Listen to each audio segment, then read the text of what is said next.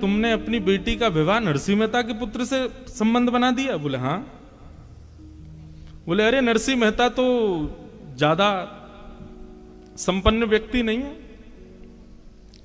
बेटी सदैव अपने से ऊंचे घर में देनी चाहिए, और तुम तो ऐसे घर में दे रहे हो जहां रात्रि भोजन बन जाए तो सुबह के कोई पता नहीं होती कि कुछ होगा कि नहीं। तो बेटी के पिता ने सोचा क्या करें। बोले मना कर दो बिल्कुल। बोले कि हम ब्याह नहीं कर सकते। नरसिंह मेहता, वो लड़की के जो पिताजी थे, वो सोचने लगे अरे मना कैसे करें, अब ऐसे अच्छा नहीं लगता। बोले अच्छा नहीं लगता? जब बेटी भूखी सोएगी रात में तब अच्छा लगेगा? 3 दिन तक भोजन नहीं बनेगा तब अच्छा लगेगा? इसलिए बात आगे बढ़े उससे पहले अभी मना कर दो। तो बेटी वालों ने मना तो नहीं किया, लेकिन एक पत्र लिख करके भेजा, और उस पत्र में यह लिखा कि आप जो बारात लेकर आओ उस बारात के साज सज्जे कैसे होने चाहिए। इतने हाथी होने चाहिए, इतने घोड़े होने चाहिए, इतने नगाड़े बजाने वाले होने चाहिए, इतने लालटेन लेकर के चलने वाले होने चाहिए, ऐसे ऐसे रत्न पहन करके आपके बाराती दिखने चाहिए। मतलब ऐसे पत्र में बारात की गणना की जो नरसिंह मेहता कभी कर ही नहीं सकते। नरसिंह मेहता क्या अच्छे अच्छे राजा नहीं कर सकते। आप यदि ऐसी बारात ला सकते हो तो ही अपने पुत्र की बारात लाना, नहीं तो मत लाना। ये लिख दिया, और पत्र लिख करके फोल्ड करके उस पर ऊपर जय श्री कृष्ण लिख करके भेज दिया नरसिंह मेहता के वहां। जैसे ही पत्र आया तो पत्र देने वाले ने कहा, बोले भगवान पत्र आया है आपके नाम से। उन्होंने जैसे पत्र देखा, पत्र देख करके बोले मेरे नाम से नहीं है, इस पर तो जय श्री कृष्ण लिखा है, ये भगवान के नाम का पत्र है, ठाकुर जी का पत्र है, भैया भगवान की वस्तु हम क्यों पढ़ें। और नरसिंह मेहता ने पत्र खोल के देखा ही नहीं, जय श्री कृष्ण लिखा था, ठाकुर जी के सामने रख दिया। बोले लाल जी आपके नाम से पत्र आया है, आप ही पढ़ लीजिए, अब दूसरों की बात मैं पढ़ता नहीं हूं, इसलिए इसमें समझ लीजिएगा जो भी आपके प्रेमी ने लिख के भेजा है। ठाकुर जी खड़े खड़े मुस्कान लगे, बोले कि अरे नरसिंह पढ़ तो ले एक बार, तुम 4-5 दिन बाद बारात ले जाओगे, नाक कटवाओगे मेरी। लेकिन नरसिंह मेहता का इतना अटूट विश्वास कि जय श्री कृष्ण लिखा है तो मतलब ठाकुर जी का पत्र है, मुझे नहीं देखना है। और जब ठाकुर जी को पत्र दे दिया तो फिर नरसिंह मेहता तो अपनी पतली सी घोड़ी पे बेटा को बैठाए 4 बारातियों को लिए चलने लगे। ठाकुर जी बोले भैया नरसिंह अकेला जा रहा है, नाक कट जाएगी अगर ऐसे गया तो। पत्र जब हमारे हवाले किया तो जो जो पत्र में लिखा था, किसी गली से घोड़ों की कतार आ गई, ले ले करके लोग आ गए, दुल्हा को लाके बढ़िया घोड़ी पर बैठा दिया, कहीं से हाथियों पर चढ़ चढ़ के महाराजा आ गए। नरसिंह मेहता सोचते जा रहे हैं पता नहीं कहां से कौन आ रहे हैं, हमारे पुत्र के मित्र सखा आदि होंगे। देखते ही देखते ऐसी बारात हो गई, ऐसी बारात हो गई, 33 कोटि देवता बारात में आ गए। महाराज दुनिया भर के गाजे बज रहे हैं, बाजे बज रहे हैं, नगाड़े बज रहे हैं, भूतो न भविष्यति, किसी ने ऐसी बारात देखी नहीं है। ऐसी बारात नरसिंह मेहता के पुत्र की जा रही। उस नगर में हल्ला हुआ, बोले तुम्हारी बेटी के लिए जिस वर्ष से ब्याह होना वो बारात पर लेकर के आ रहा है अपनी बारात। बोले कैसी बारात है? बोले ऐसे नहीं, ऊपर कहीं पहाड़ी पर चल के देखो, वहां से दिखेगी। ऊपर पहाड़ी पर जाकर के जब देखा तो दूर दूर तक महाराज सोने चांदी हीरे जवाहरातों से लदे हुए बढ़िया बढ़िया महाराजा हाथियों पर बैठे हैं, बीच में घोड़ों पर सुंदर सुंदर नगर सेठ बैठे हैं, आगे एक परम सुंदरी घोड़ी के ऊपर में नरसिंह मेहता का पुत्र बैठा है, और सबसे आगे नगाड़ों के बीच में नृत्य स्वयं द्वारिकाधीश कर रहे हैं और बारात लेकर के जा रहे हैं। भक्त का भैया स्वभाव ऐसा होता है, ज्यादा चतुर बनने की कोशिश मत किया करो, सरल रहो, सहज रहो। चूहा आ गया तो यही सोचो कौन है, वो गणेश जी आए होंगे निश्चित।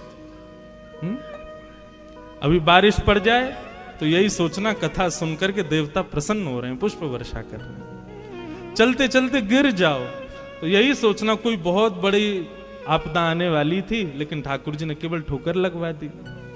हर स्थिति में सकारात्मक, कभी भी मन में बुद्धि में ऐसे भाव आने ही मत दो कि ये गलत है, ये अपशगुन है। ये वैष्णव का पहला लक्षण है बंधु, वो हर स्थिति में भगवत कृपा का अनुभव करता है। प्रहलाद जी महाराज चाहते तो लाख बहाने बना देते, हिरण्यकश्यप के कुल में जन्मा, मैं भक्ति कैसे कर सकता हूं, लेकिन कोई बहाना नहीं किया। प्रहलाद जी अपने पिताजी को कहते हैं, पिताजी भक्ति का बीज अंकुरित माला जपने से नहीं होता, भक्ति का बीज अंकुरित माहौल होने से नहीं होता।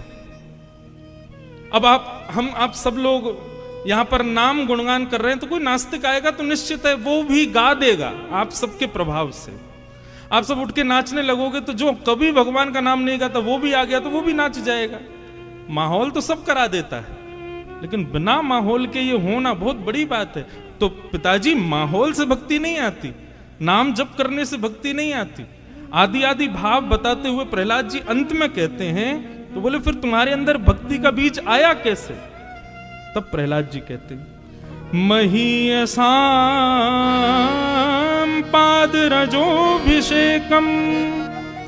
निष्किंचनानां न वृणीत यावत्। बहुत ध्यान से सुनिएगा बंधु।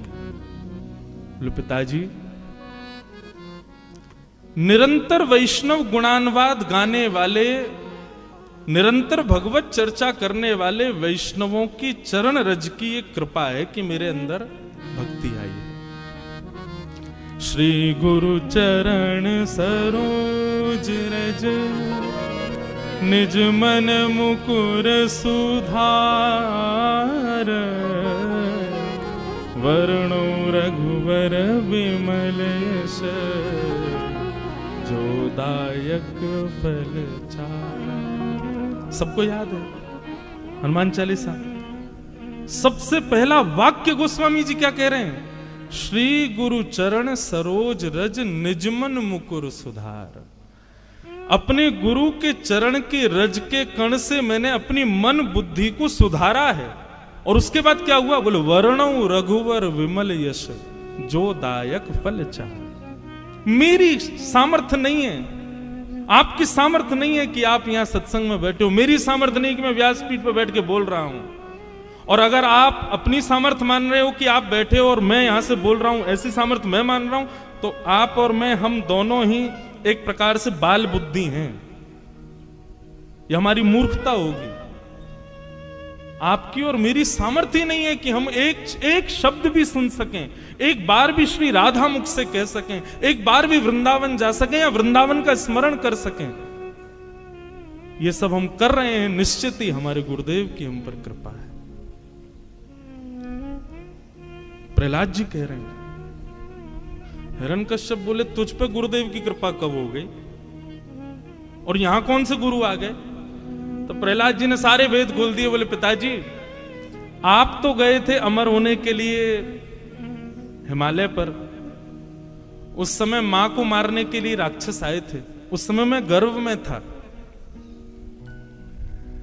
आप जब तपस्या से लौट करके आए उस समय मेरी आयु 5 वर्ष की थी, लेकिन आपने तपस्या की 1000 वर्ष तक, 10,000 वर्ष तक। आपने एक बार भी विचार नहीं किया कि 10,000 वर्ष बाद में आया मेरा बेटा 5 ही वर्ष का है। क्यों? क्योंकि मेरी मां को नारद जी बचा के ले गए राक्षसों से, और मेरी मां ने नारद जी से वरदान मांगा कि आप मुझे एक वरदान दो कि जब तक मेरी इच्छा नहीं हो तब तक मैं अपने बालक को जन्म ना दूं। तब नारद जी ने मां को यह वरदान दिया और 10,000 वर्ष तक नारद जी ने अनवरत भागवत की कथा मुझको सुनाई। मैं मां के गर्भ में बैठ करके वो भागवत के पीयूष वर्षण का पान करता रहा पिताजी। 10,000 वर्ष बाद मेरा जब जन्म हुआ तब ये भक्ति के बीज मेरे भीतर अंकुरित हुए। तो निश्चित ही आप मानिए चाहे मत मानिए, आपके पूर्वजों के पूर्वजों के किसी ने तो वृंदावन रस को चखा है, वृंदावन रस की सेवा की है, इसीलिए वो भक्ति का बीज आपके भीतर आया है और अब आप भी कर रहे हो। तो निश्चित है, इसका जरूरी नहीं आपके पुत्र पे आएगा, पुत्र के पुत्र में आ जाएगा, पुत्र के पुत्र के पुत्र में आ जाएगा, कहीं ना कहीं तो वो बीज जाकर के अंकुरित होगा, उसको आप रोक नहीं सकते। तो भैया ये भक्ति आती कहां से है? बिना महत पाद रजोभिषेकम। जब तक आप संत जनों के चरणों में दंडवत प्रणाम नहीं करोगे, यह भी विचार मत करो कि पृथ्वी पर गंदगी पड़ी है, मिट्टी पड़ी है, कीच है, क्या संत दिखे और तुरंत दंडवत। जब इतनी तत्परता संतों के, वैष्णवों के प्रति रहेगी, तब भक्ति के बीज अंकुरित होंगे। तो निश्चित ही हम आप सब लोगों ने, या मेरे पूज्य नाना जी पंडित श्री कृष्णलाल शास्त्री जी, वे कहा करते थे, बोले लाला हम पूर्व जन्म में सूरदास कुम्मनदास तो नहीं रहे होंगे, पर जब सूरदास कुम्मनदास मीराबाई आदि ये सब ब्रज के भक्त वृंदावन में रहते होंगे और ये गली मोहल्लों से कहीं से निकलते होंगे, उस गली में हम आप सब लोग भी किसी ना किसी रूप में जाते रहे होंगे और उन लोगों की एक बार हम पर दृष्टि पड़ गई होगी। उनकी एक दृष्टि का ये कमाल कि महाराज की इस जन्म में हम भक्त हैं, हम वैष्णव हैं, हम वृंदावन के उपासी हैं।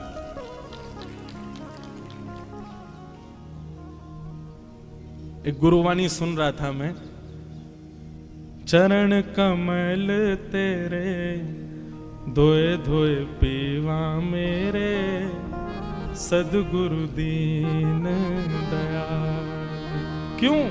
अच्छा एक और बात, आप इस भाव से ये मत सोच लेना कि संत जहां से भी जाएं वहां चरण रज उठा के माथे से लगा लें, उनके चरण धो के और उसको दिन रात पीवें, उससे तो होता ही है, पर उसके पहले उनकी वाणी सुनकर के अपने चित्त को, अपनी बुद्धि को, उसको स्थिर करना पड़ेगा, उसकी स्थिति का अनुमान लगाना पड़ेगा, तभी यह संभव हो सकता है। हमारे वृंदावन में गौड़िया वैष्णव संप्रदाय के एक महापुरुष रहते थे, सेवा में पधारा, नित्य सेवा करते थे। एक बार उनके ठाकुर जी ने बंगाल के किसी वैष्णव भक्त को स्वप्न में दर्शन देके आज्ञा की कि तुम वृंदावन चले जाओ।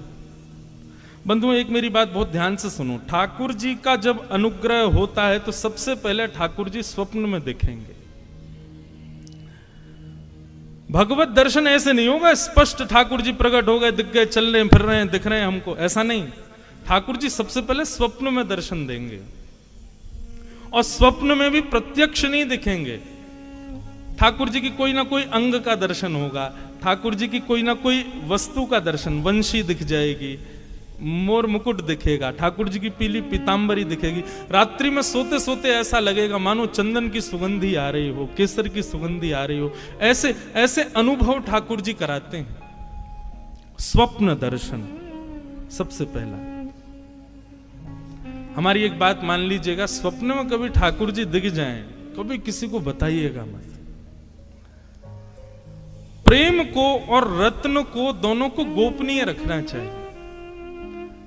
प्रचार कर दोगे रत्न कहां रखा है तो चोरी होने का भय रहता है, ऐसी प्रेम का भी ढिंडोरा पीट दोगे तो निश्चित है कि आपका प्रेम एक दिन नष्ट हो जाएगा। इसलिए प्रेम और रत्न दोनों गोपनीय रखने वाली वस्तु।